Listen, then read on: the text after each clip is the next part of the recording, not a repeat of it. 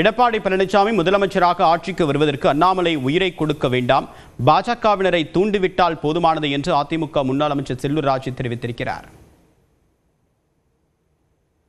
அதிமுக பொதுச் செயலாளர் எடப்பாடி பழனிசாமியை உயிரை கொடுத்தாது நாங்க ஜெயிக்க வச்சு முதலமைச்சர் அரியணையில உட்கார வைப்போம், அது நீங்க பார்க்க தான் போறீங்கன்ற மாதிரி அண்ணாமலை சொல்லியிருக்காரு. நல்லது தானே சொல்லியிருக்காரு.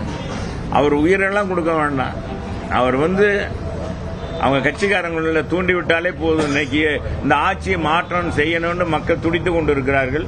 அன்பு சகோதரர் அண்ணாமலை பொறுத்தளவுக்கு அவர் வேண்டுகோள் விட்டால் அவர் பேசினாலே போதுமானது. உறுதியாக பொதுச் செயலாளர் புரட்சித் தமிழர் எடப்பாடியார் முதலமைச்சராக வரப்போறார். 2006 தேர்தலில் விஜயகாந்த் ஏற்படுத்தியதை போன்று 2026 தேர்தலில் விஜய் அரசியலில் தாக்கத்தை ஏற்படுத்துவார் என்று அமமுக பொதுச் செயலாளர் டிடிவி தினகரன் மற்றும் தேமுதிக பொதுச் செயலாளர் பிரேமலதா ஒருமித்த குரலாக ஒலித்தனர். ஆனால் அடுத்த சில மணி நேரங்களில் இனி விஜய் பற்றி தன்னிடம் கேள்வி கேட்க வேண்டாம் என்று பிரேமலதா குறிப்பிட்டுள்ளார். இந்த முறை தேர்தலில் எப்படி மறைந்த புரட்சி கலைஞர் விஜயகாந்த் அவர்கள் 2006 தேர்தலின் போது ஒரு இம்பாக்டை கொடுத்தாரோ அது போல கொடுக்கின்ற வாய்ப்பு இருப்பதாக நான் கருதுகிறேன்.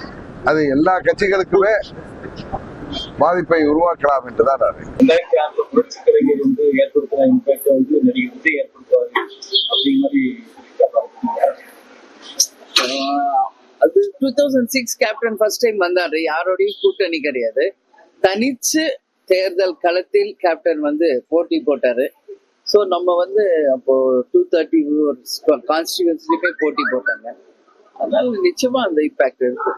ஒன்னு கூட்டணின்றீங்க இல்ல விஜய்ங்கிறீங்க. ஸோ அந்த ரெண்டுக்கு இனிமே என்கிட்ட யாரும் பதில் கேட்காதீங்க.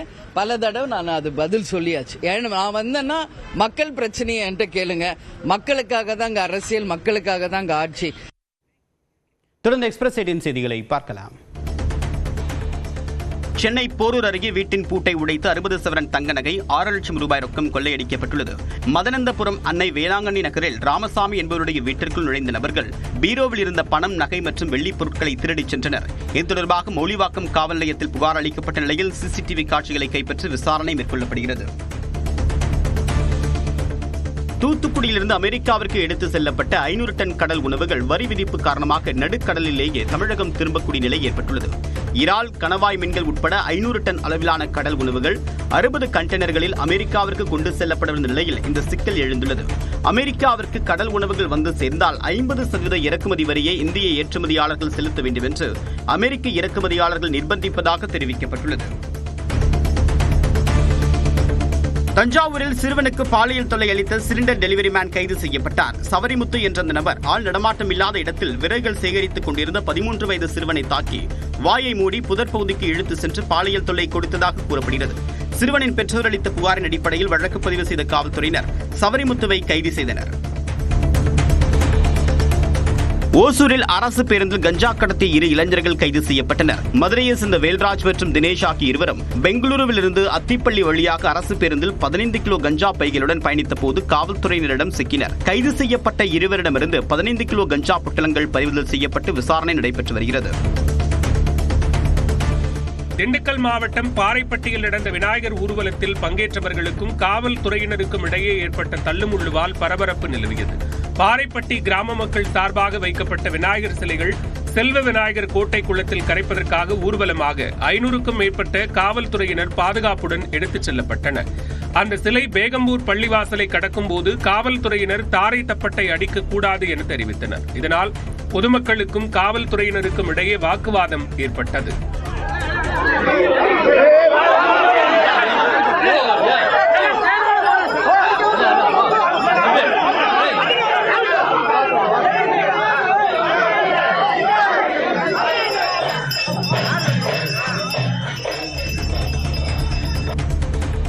ஒரே நாளில் 90 திருமணங்கள் நடைபெற்றதால் திருத்தணி சுப்பிரமணிய சுவாமி கோவிலில் கூட்டம் அலைமோதியது. ஷஷ்டி விரதம் இருந்து சுவாமி தரிசனத்திற்கு திரளான பக்தர்கள் மலைக்கோவிலில் திரண்டனர். மேலும் சுபமுகூர்த்த தினம் என்பதால் திருக்கோவிலில் 80 திருமணங்களும், அனுமதி இல்லாத திருமண மண்டபங்களில் 10 திருமணங்களும், திருத்தணி நகராட்சி பகுதியில் 60க்கும் மேற்பட்ட திருமணங்களும் நடைபெற்றன. இதனால் திருத்தணி முருகன் கோவிலுக்கு திரளானோர் வருகை தந்த நிலையில் கடும் போக்குவரத்து நெரிசல் ஏற்பட்டது. மலைக்கோவில் முதல் அடிவாரம் வரையில் வாகனங்கள் 4 மணி நேரத்துக்கு மேலாக காத்திருக்கக்கூடிய நிலை ஏற்பட்டது. உலக புகழ்பெற்ற வேளாங்கண்ணி பேராலயத்தின் ஆண்டு பெருவிழாவில் பங்கேற்க லட்சக்கணக்கான பக்தர்கள் குவிந்திருக்கிறார்கள்.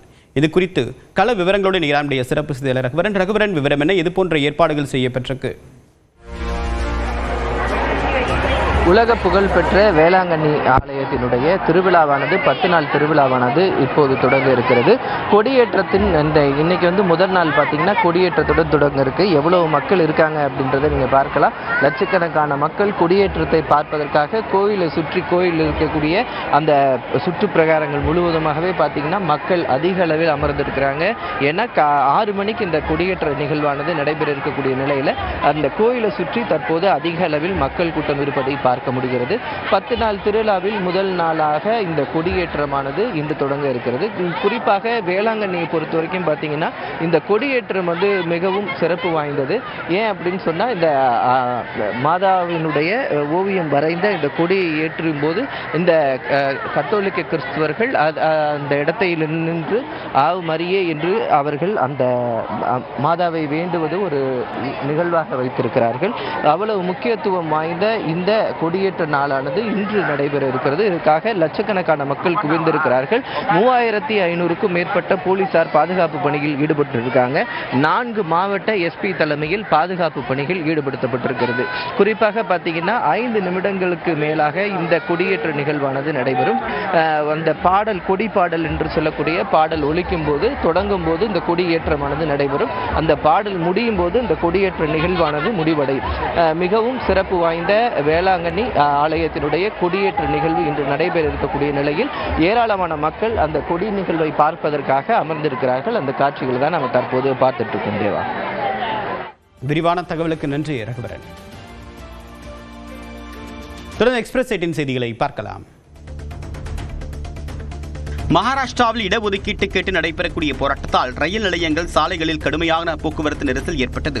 கல்வி, வேலை உள்ளிட்ட துறைகளில் மராத்தி மக்களுக்கு முன்னுரிமை அளிக்க கோரி மராத்தி ஆர்வலர் மனோஜ் ஜராங்கே காலவரையற்ற உண்ணாவிரத போராட்டம் அறிவித்துள்ளார். அவருக்கு ஆதரவாக மராத்தி அமைப்புகளின் ஆதரவாளர்கள் திரண்டதால் மும்பை, ஜல்னா, புனே உள்ளிட்ட நகரங்கள் திக்குமுக்காடி போயின.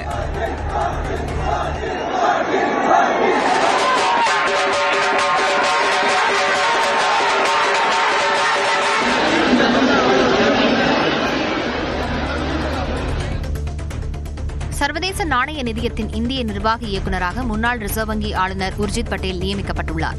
2016 முதல் 2018 ஆண்டு வரை இந்திய ரிசர்வ் வங்கியின் ஆளுநராக உர்ஜித் பட்டேல் பணியாற்றினார். அடுத்த 3 ஆண்டுகளுக்கு சர்வதேச நாணய நிதியத்தின் இந்தியாவுக்கான நிர்வாக இயக்குநராக மத்திய அரசு அவரை நியமித்துள்ளது. ஏற்கனவே சர்வதேச நாணய நிதியத்தில் பணியாற்றிய அனுபவம் கொண்டவர் உர்ஜித் பட்டேல் என்பது குறிப்பிடத்தக்கது. தமிழ்நாடு நீர்வளத்துறை அமைச்சர் துரைமுருகனை நேரில் சந்தித்து முதலமைச்சர் மு.க.ஸ்டாலின் உடல்நலம் குறித்து விசாரித்தார்.